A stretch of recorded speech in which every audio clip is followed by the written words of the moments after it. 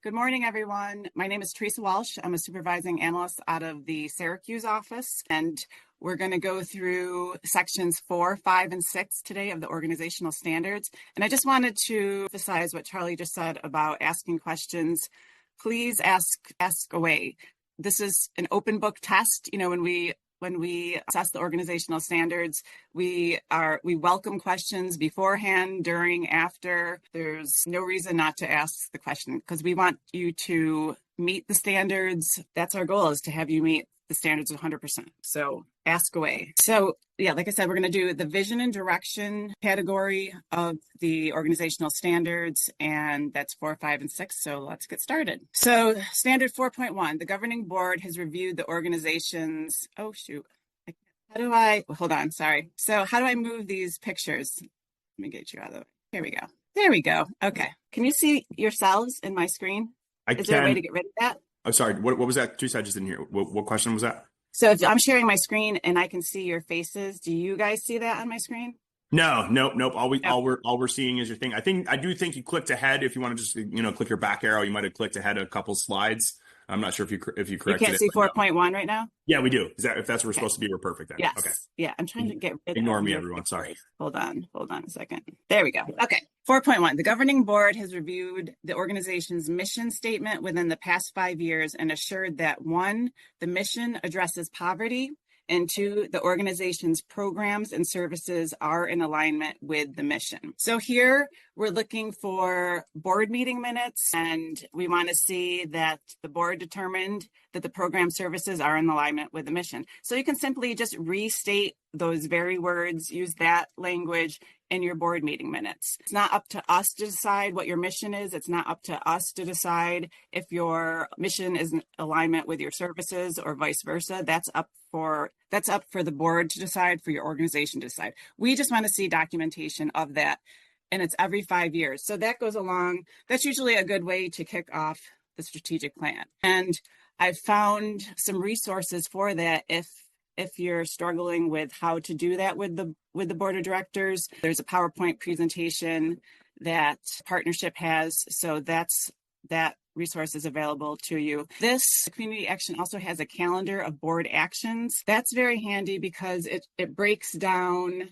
We'll share that resource at the end. It's a really nice way that they've broken down each organizational standard by how often we're looking at it. So they have a list of all the ones that are annual, all the things that are every 3 years, everything that's every 5 years, and then the ones that are permanent. So we'll get to that at the end, but it's a very handy little reference for you. Standard 4.2, the organization's community action plan is outcome-based, anti-poverty focused, and ties directly to the community assessment.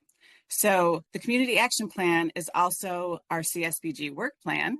So everyone's familiar with this. And as you can see, we have it set up so that you show what the need is that you're addressing. You show the interventions, the outcomes, and then you measure them. So bam, that's covered. Your community action plan is also known as the work plan, and it's outcome-based, anti-poverty focused, and ties to the community assessment.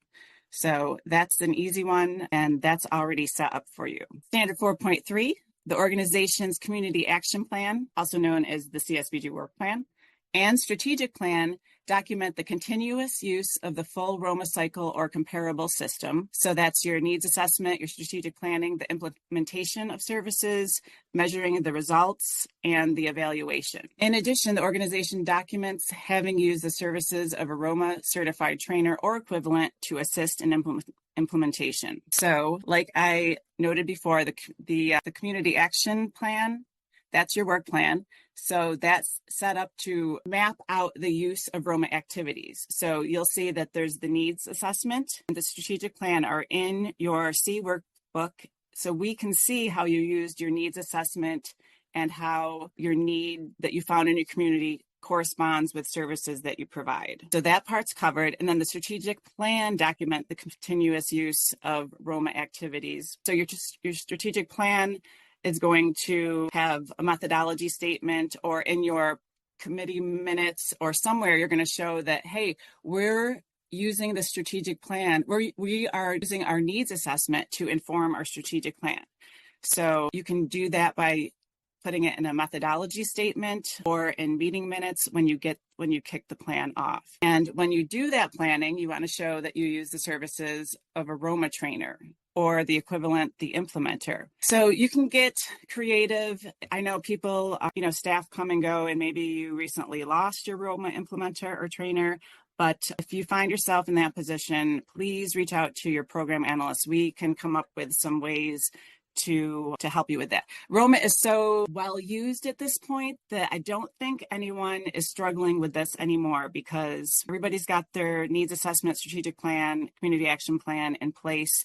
And it seems like everybody is using Roma activities for these purposes. It just kind of seems, ubiquitous at this point. But if I'm wrong, please, ask a question, pop it in the chat, or get in touch with your program analyst if you need to. Any questions on that one? Okay. All right. 4.4. The governing board receives an annual update on the success of specific strategies included in the community action plan. Okay, so this is your work plan, and here we're looking that the board had an update on the success of the strategies. All right, so that means that in your community action plan, you have your services and your milestones, and we just want to see that the board has reviewed your outcomes, how you're doing. So all you have to do is in the board meeting minutes, just show that that somebody on your staff reviewed the work plan and the measures and the outcomes. And it can be verbal or written. And so, you can really use that work plan, that C document, as a tool, as a planning tool and a reporting tool to the board. So again, this is an annual one. So in the calendar, 4.4 is going to show up as something that you need to do annually. All right, hopefully that makes sense. We're looking for board meeting minutes and a review of your work plan outcomes. You can do that at the end of, for the fourth quarter to show how you did with your projections versus your actual outcomes. 4.5, the organization has a written succession plan in place for the CEO or executive director approved by the governing board, which contains procedures for covering an emergency, unplanned, short-term absence of 3 months or less, as well as outlines the process for filling a permanent vacancy. So this is something that your organization develops, and then your board reviews and approves it. So we're looking for board meeting minutes that shows that the board reviewed this and approved it, and then that the plan itself meets these requisites, that it has the short-term, long-term, unplanned, and permanent vacancy for the executive director. Again, once this is done, we just note that and sort of copy and paste from year to year. If something's changed and you need assistance developing a new one, I've attached a resource from the partnership on how to develop that type of plan. Charlie, how are we doing? Any questions in the chat? Not yet. Doing good. But Justin put in a good point. Right. Yeah. So we just to touch a little bit about what she said about Roma. Yeah. So NYSCA, we have a great network here in New York State of Roma professionals, both implementers and trainers. We offer obviously the network wide trainings as trainers, so those introduction trainings, several, at least 2 to 3 times a year. But we also will provide some individual services for you if you guys are lacking. Like Teresa had said, somebody had left, your implementer, your trainer had left, you can always reach out to myself. I'm a Roma trainer. Jess is a Roma trainer. We have a lot of great, staff across the state, both at the association, the state, and within the agencies that are really great resources for everybody and are happy to kind of provide some individual trainings for your guys' organizations. So if you do need anything, please don't hesitate to reach out to me and we'd be happy to facilitate that. Yep, absolutely. Okay, 4.6. An organization-wide comprehensive risk assessment has been completed within the past 2 years and reported to the governing board. All right, so this is, every 2 years we want to see that this has taken place and that the risk assessment is reported to the board. So, you want to document that clearly in your board meeting minutes, and there's no mandatory tool for doing this. I have a couple resources here, again, from the partnership. They have a risk assessment and they have a portal for doing it. And it's got to go beyond, just one facet of the agency. It has to be organization wide. Again, this is something, we've been doing this for several years now. We actually have a chart, DCS, we keep a chart of which standards have been missed by organizations. And it looks like over the years, everyone's had this risk assessment done. Maybe you miss it because it's been, 2.5 years. So it seems like people are on board with the risk assessment. It's just remembering to do it every 2 years and report it to the board. So this is something we're looking for board meeting minutes here. And again, I have a calendar from the partnership, and this will be on 4.6 will be in the category of every 2 years. I also found another risk assessment online that was free, and I read through it. It looked pretty decent. It seems to cover a lot of general categories for nonprofits. Okay. 5.1. The organization. Teresa, Yeah. Sorry, can you go back? Somebody asked if you could go back to the nonprofit risk assessment, that one. Yeah, can you just touch on this a little more? Someone asked for us to talk about it. Sure. So the risk assessment, it usually covers things like the facility, finances, safety things, insurance. Do you have insurance for this, that, or the other thing? If you're running housing programs, do you have capital reserves in case, your furnace needs to be replaced? They're very thorough. They're really helpful, especially in terms of long-term planning. There's some things that are, you're going to probably get. And it's an internal document, and we don't need to be made privy to it. It can be just the board reviews it, and that's in your board meeting minutes. But internally, these are things that you want to be aware of and know, and they should be on your radar. Are you having staff turnover problems? Is that something that needs to be addressed? Are you maxed out in your line of credit? Again, not things that you might want to make public. The results of these assessments don't have to be documented in the minutes, just that the board received this risk assessment and reviewed it. So, sorry, Teresa, they're talking about the risk assessment tool through the partnership. So the question was, can you mention, and you have the link right there. Yeah. Yep. So they said, can you mention the Nonprofit Risk Management Center, which provides affiliate membership on behalf of the partnership? So yes. So that's the tool that the partnership uses. Is that what you're talking about? Yep. That's what he just wanted you to touch on that a little more, so everyone was familiar with it. Yep. So that's the tool. So if you go to that website, that is the tool. And so it's really explained well in the webinar link, what the tool is, how to use it, and where it came from. And it did come from the nonprofit. What is it? Center for Excellence? It's the Nonprofit Risk Management Center. And yeah, that's something you really want to explore on your own using the webinar and the tool. My goal is just to tell you what we're looking for, to show you how to meet the standard for what we're looking for our assessment of the standard. So we're looking for board meeting minutes that document that the risk assessment was completed and the board reviewed it. Are we good? Okay. So 5.1, the organization's governing board is structured in compliance with the CSBG Act, and that we have, the tripart board, 1/3 democratically selected representatives of low-income people, elected officials or their representatives, and the remaining from major groups and interests in the community. So that's usually documented through through your bylaws. Normally, that's one of the first things in the bylaws is the requirement for the tripartite board. So we'll review your bylaws to make sure that that's covered, and then we'll look at your board list to make sure that you're following your bylaws. And like I said, we have a chart of standards that were missed, and this one, everyone has this. It would kind of be a problem if you weren't structured this way. Same with 5.2, because the maximum feasible participation of low-income people is such a major pillar of the CSBG Act. We specifically look to see that you have written procedures to document the democratic selection process for low-income board members. Again, that sometimes it's broadly explained in the bylaws, and then maybe there's a board procedure manual to really spell out how it's done, because that can change, and it's a lot easier to change your manual than your bylaws. So it still has to be 1/3 low income members or their representatives. You can change or add to or come up with more creative ways on how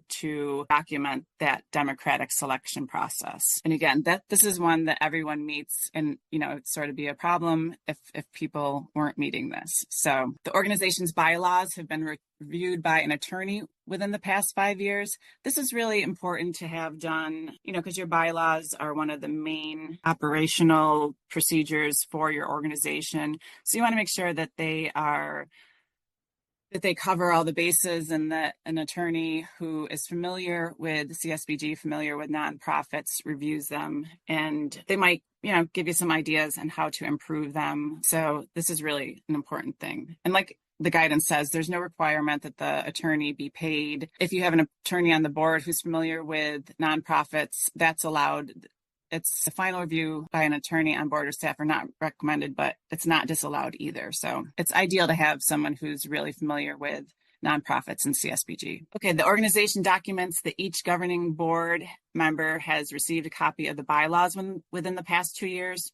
Again, very important that your board members are familiar with the bylaws. You can show us that happened simply through an email to all the board members. You can, maybe if you have a portal, you can show that all the board members have access to the portal or aware of the portal. Maybe you have in your board files a checklist of documents provided and dated when they received it. So honestly, the easiest way is to email all your board members. Hopefully they all have email. If they don't, then that's where you're going to have to show us a hard copy with the dates and acknowledgement that they received it. The organization's governing board meets in accordance with the frequency and quorum requirements and fills board vacancies as set out in the bylaws. So when we review this standard, we're looking at a couple things. We're looking at your bylaws to see how often you set out for board meetings to be held and what your quorum requirements are. And because this is another very important standard, we send you in the document for the across and the tracks, we send you this handy dandy attendance and quorum tracking sheet. So we can see how often your board met and did you meet quorum at each. And the vacancy tracker. So likely when you're filling this out, you'll have a board member who maybe was there in January, but is gone by May. So that will be documented that they're vacant. So, we'll have to review board meeting minutes to see that you fill your vacancies as you state in your bylaws. So keep that in mind when you're reviewing your bylaws. What is your quorum? Are you meeting it? Do you need to change that? Do you need to change the size of your board? Do you need to change your bylaws in terms of when you fill your vacancies? So those are things that you can change. And, sometimes that's necessary. It's difficult sometimes to find board members who can attend. So use your bylaws for your advantage. 5.6, each governing board member has signed a conflict of interest policy within the past 2 years. So the standards are every 2 years, but New York State requires every year. And that we do our board charts and board trackers every year when we do the across. So that's something that we look for, is that they've signed a conflict of interest within a year. Ideally, when you find a new board member, they should sign the conflict of interest before they're seated. And then I have a resource here for conflict of interest policies, how to develop them, what they mean, and what the ideal practice is using conflict of interest disclosures. Okay, standard 5.7, the organization has a process to provide a structured orientation for governing board members within 6 months of being seated. So when we're looking for processes, that's typically something that's in writing. So if you have a board manual, you can outline that requirement for a structured orientation for new board members before 6 months. Mostly what I've seen is that's pretty immediate that happens. So we're looking for, some sort of sign-in sheets, or that the process is in a manual, and we want to know, what type of information are you providing. There's no specific curriculum requirement, but we do like to see an overview and what the content is. So I have a couple things for you for this. I mentioned the board manual.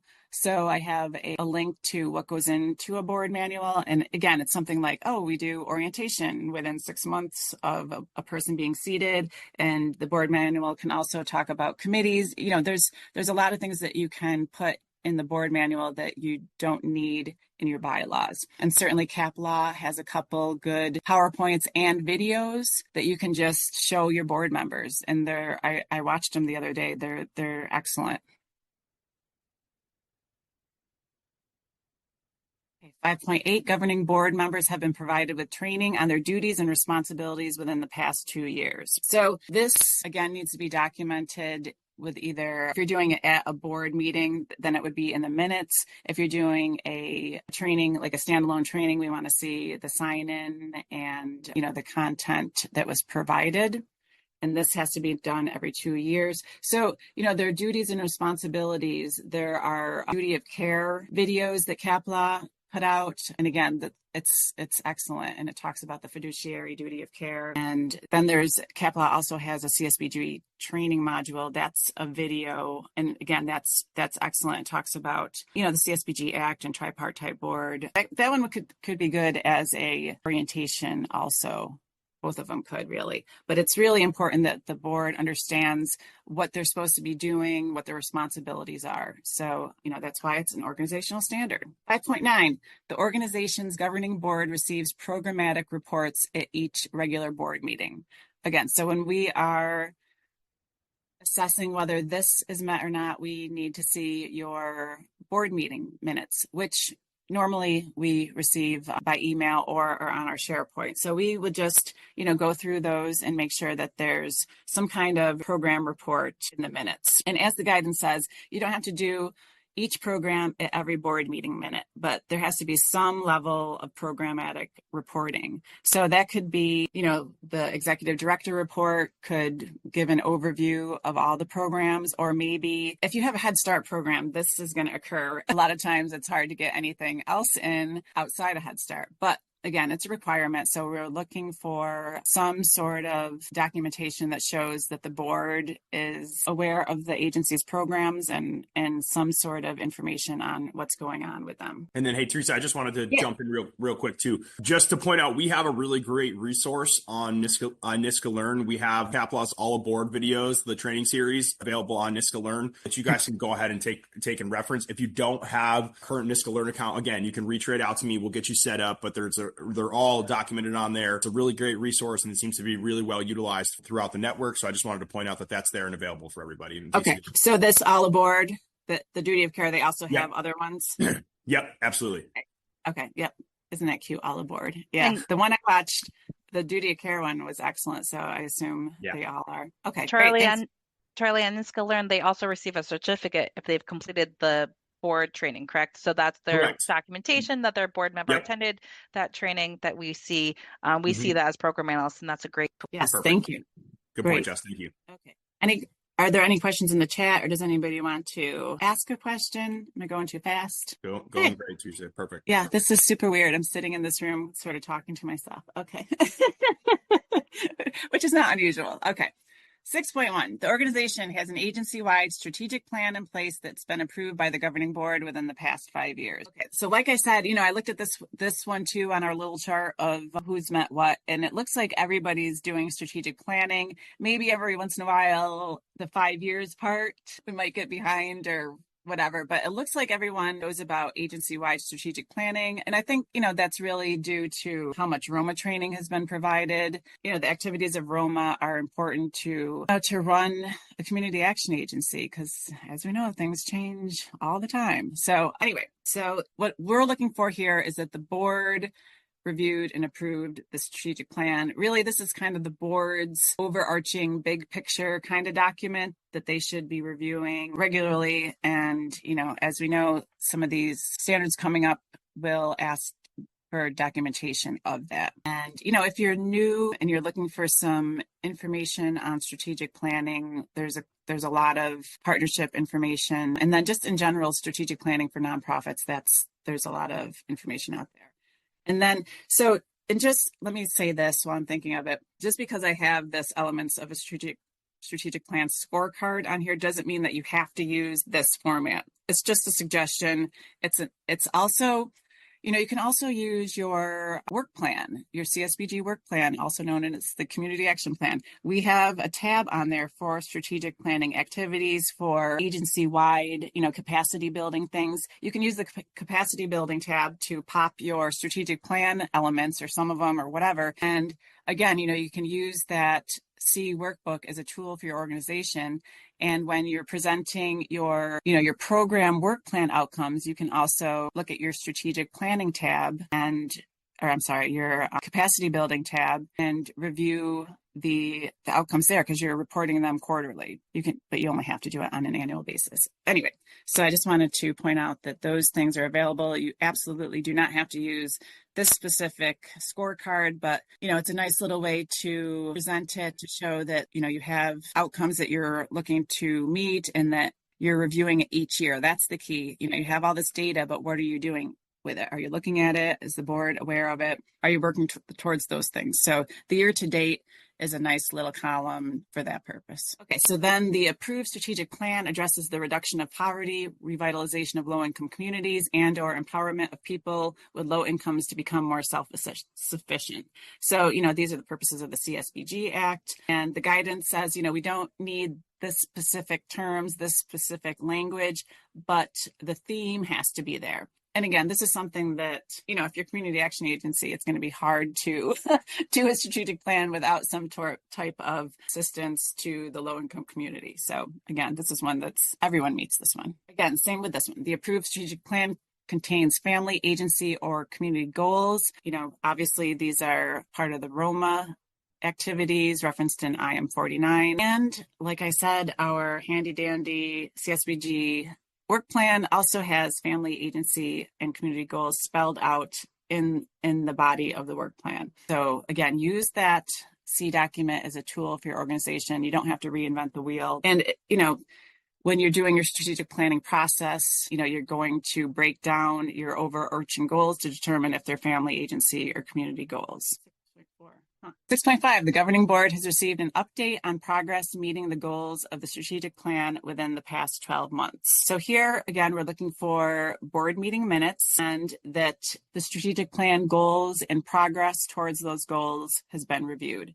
And like I said, this type of scorecard, this type of layout is helpful to show, what the outcome was supposed to be and what it actually is. And the measurement of those things documented in your board meeting minutes is what we're looking for in 6.5. At 6.4 is another one of the components of the strategic plan that is not in here for some strange reason, and I'm just noticing it now. But I'm going to pop it in, Teresa. Thank you.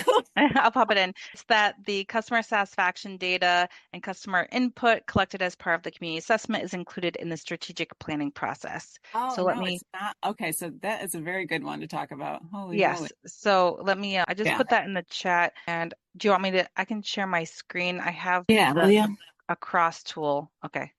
Let me share my screen. Okay. So this is the self-assessment tool. So there's 6.4. I don't know if you want to talk. I can't see it. So do I have to stop sharing, Jess? No, I'm able to see. Is anyone else? Can I just get a thumbs up? Is anyone else able to see that? I'm able to bring it up. Yeah, Kathy. Yeah. Okay, thank you, Valerie. Right. Yeah, a couple people looks like can see it. Here, awesome. Teresa, I'll just read what the standard says in the guidance. And then, So the standard states that the customer satisfaction data and customer input collected as part of the community assessment is included in the strategic planning process. So the guidance that we have on the self-assessment tool is that the standard links the community assessment with the strategic plan. There is no requirement to do additional data collection. Please see the guidance glossary under customer engagement for more information on customer satisfaction and customer input. This standard may be documented by references to the analysis of customer satisfaction data and input within the plan, or by including the analysis of customer satisfaction data in the plan or its appendices with a brief explanation of how it was used. So that's okay. Yep. So you want your strategic plan to be informed by what your customers have to say in terms of satisfaction. So, you do the needs assessment and, you're talking to customers and other stakeholders and your board members and all these community members about what the unmet needs are in the community. But then within your strategic plan, because it's focused on your agency, you want to know what your customers are saying about the services that you provide. And then you're using that information to maybe change how you're providing services. So if people are saying, hey, your food pantry is great, but I can't get there when it's open, then maybe you need to look at that and change the hours, extend the hours. That's just an example. So again, you want your strategic plan to be informed by customer satisfaction data. And we need to, you can say, oh yeah, we did that, but we need to see some sort of documentation that occurred. And a nice, easy way to do it is by having a methodology statement, introductory statement in your strategic plan that says, the strategic plan is informed by our community needs assessment and our customer satisfaction data. And then you can, maybe have a analysis, a summary of those surveys in an appendice of your strategic plan. Jess, do you have anything to add? Because it's hard for me to. Another way that we prepare see for this one. the documentation for this is a lot of times agencies will really utilize the board's involvement in developing the strategic plan. And so when you're having those meetings with your board to develop the strategic plan, that's where it's easy to document that you pulled forward the customer satisfaction data and the customer input that you collected as part of the needs assessment. And that is part of the dialogue when you're developing the strategic plan. So the methodology Teresa's talked about in your strategic plan is huge. That's helpful.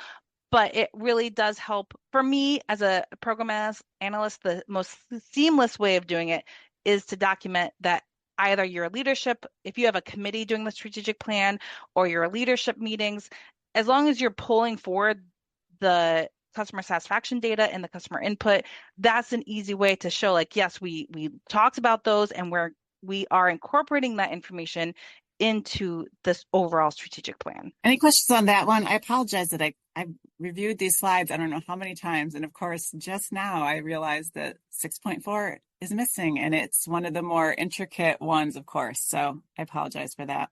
We can see your screen now, Teresa, for 6.5. Okay. So I went ahead with this one, even though. So I'll just reiterate. So this is something that we're looking for board meeting minutes that the board has seen, reviewed, and update on the progress of the goals within the strategic plan.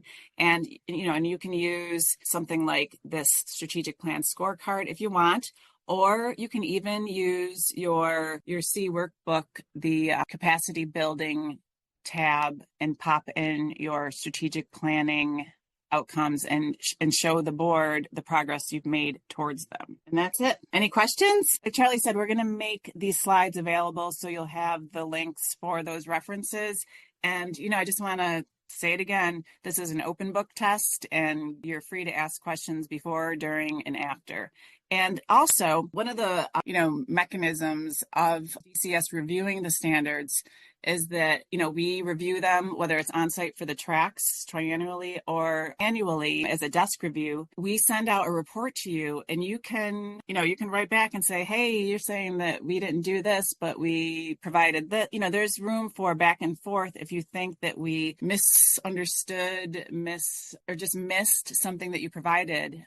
There's room for that. Or maybe, you were over the 2-year mark or the 1-year mark. There's time in between us assessing them and, the end of the contract year for you to meet that standard. So, that's an opportunity. You'll get our report and then say, oh, shoot, we missed this. Let's put that on the board agenda for next month, and then send us the minutes. And then we can, change the score to reflect that. No questions? Right. I was just going to say, thank you, Teresa. Yeah, if there are no more, let me pop Teresa's spotlight off.